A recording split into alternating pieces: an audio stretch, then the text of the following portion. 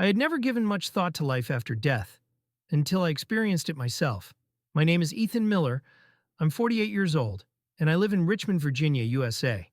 My life was a series of successes in work and family. I was a chemical engineer, living in a beautiful suburban home with my wife and two well-behaved children who had gone off to college. Every morning I would wake up at 6 a.m., sipping coffee by the large window, watching the sunlight filter through the trees. I loved the logic and clarity of my work, and took pride in my problem-solving skills. I often shared this passion with my eldest daughter, Emily, in lively conversations. Emily, with her humor, would often giggle and say that I was too theoretical.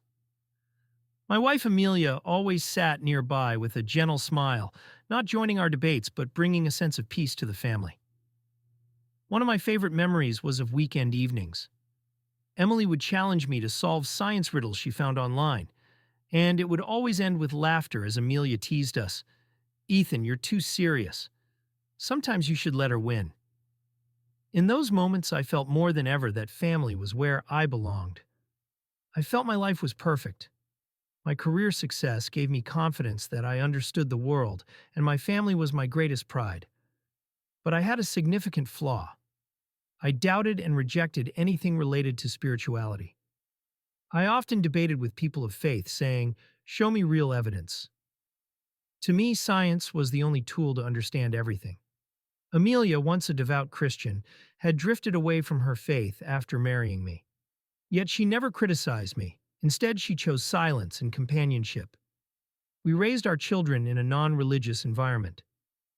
Christmas was celebrated as a cultural tradition with no spiritual meaning. I never thought much about life after death until I experienced it firsthand. On September 12th last year, an accident completely changed my life. That day, I climbed onto the roof to fix some loose tiles. The sky was clear, and the crisp autumn air made me feel comfortable. As I reached out for a tool, I suddenly heard a snapping sound from the scaffold.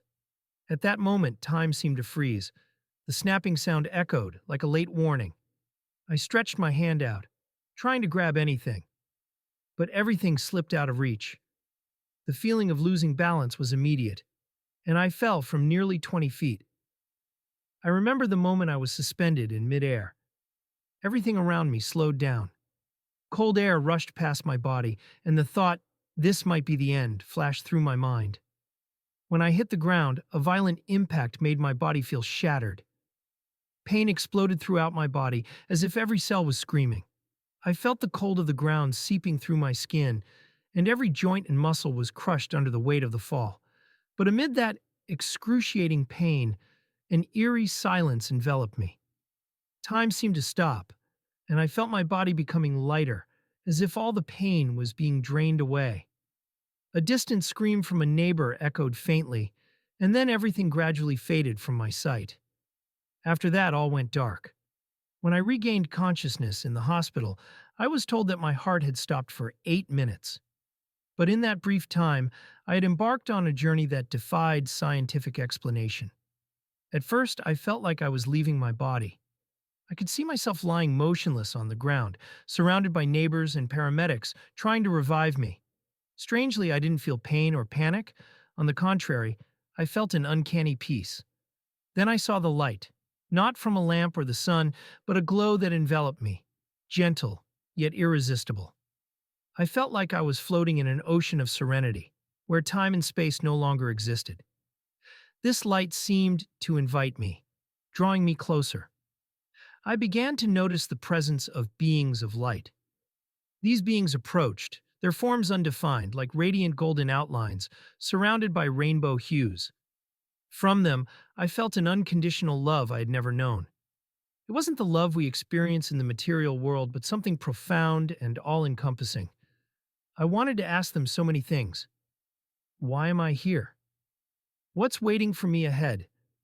But instead of words, answers came to me through feelings. A wave of understanding spread through my mind, gentle yet profound. "Ethan, everything has a reason. You've lived a life to be proud of. But there's still much you need to learn and understand." These words weren't a rebuke, but a gentle encouragement, stirring a yearning to know more. I realized they were guiding me toward a greater truth.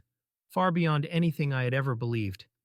I was taught that consciousness isn't a product of the brain, but part of a vast reality. The brain is merely a receiver, like a radio, helping us perceive the physical world. During this time, I felt deeply connected to a greater reality that encompassed everything. The beings of light showed me my entire life. I saw every moment from the past, even those when I had hurt others with my words or cold demeanor. But they didn't judge me. Instead, they showed me everything with infinite compassion. I was also shown heaven and hell. Heaven wasn't a fixed place with golden gates or white clouds, but a state where the soul fully integrates with truth and light. It was an absolute peace, free from fear or pain. In contrast, hell was a deep isolation, where souls trapped themselves in darkness by rejecting the truth. These souls weren't punished by anyone. They had chosen to distance themselves from the light. One particular soul appeared before me, shrouded in dense darkness. He was a man who had lived with hatred and selfishness, rejecting all truth that came his way. Every small choice in his life had built an invisible wall, separating him from the light. Although the light still shone toward him, he turned away, refusing to see it. Witnessing this soul, I felt his profound pain, not from external punishment, but from his own choices. A message echoed in my mind. This is the natural consequence of rejecting truth. Yet even in darkness, the light always waits. They showed me that every small choice in life was like a seed, either of light or darkness. Over time, these seeds would grow into a vibrant garden or a barren desert for the soul. I understood that even the smallest decisions we make daily have the power to shape the path of our soul for eternity. Eventually, the beings of light told me I needed to return. They said I was given the opportunity to share what I had learned, to help others understand the true nature of reality. Yet, at that moment, I didn't want to leave. Here I felt a deep peace so profound that I didn't think I could ever find it again in the physical world. Everything in this place was perfect, free from pain, free from worry, only light and love. I felt as if I was being pulled through a narrow doorway where all the serenity and light had to give way to physical reality. A sudden burst of pain overwhelmed me, extinguishing all previous tranquility. I heard the beeping of machines, the doctors shouting, and Amelia's sobbing cries. All these sounds seemed to pull me back to a world I once knew. Looking around, I saw Amelia's worried eyes and my children standing by my bedside. Amelia held my hand tightly, tears streaming down her face, while my daughter, Emily, stood silently next to the bed. Seeing Amelia cry, I felt a stabbing pain in my heart, not from my injured body, but from the agony of seeing the person I loved most suffering. Yet at the same time, I felt a deep gratitude. Despite everything, she had stayed by my side, a beacon of light pulling me back to reality. My story isn't just a personal one. It's a reminder for all of us. Truth doesn't depend on our belief in it. Consciousness doesn't merely exist in the material world. Every choice we make in this life has eternal consequences. If you knew that every choice today would shape your eternal future, would you live differently? Take a moment to reflect on today. What seeds have you sown for your soul? Live with love, gratitude, and awareness. Every moment is precious, not just because life is short, but because every moment is part of a greater reality that you are only beginning to understand.